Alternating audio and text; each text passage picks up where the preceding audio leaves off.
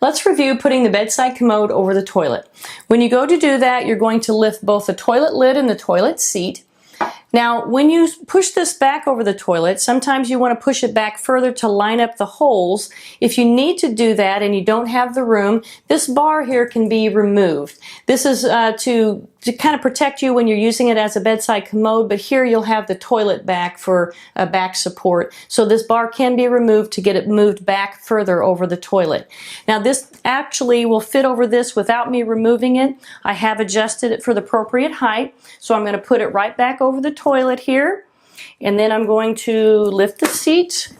I'm going to make sure that the splash guard is in there, and you're going to put that right down into the toilet, right, so it's down into the toilet, and put the seat back down. As a caregiver, giving someone verbal cues on how to use a bedside commode frame over the toilet, if they come into the bathroom, whether they're on a walker or not, they're going to back up to the toilet until they feel that at the back of their legs. You're going to ask them to reach back one hand at a time to the bedside commode frame and assist in lowering themselves down onto it.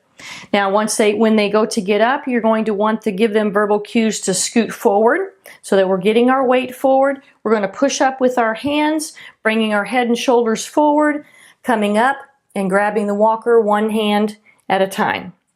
So that's how you use the bedside commode frame over the toilet, giving someone verbal cues in doing so. Take a look at the comment section below for further details.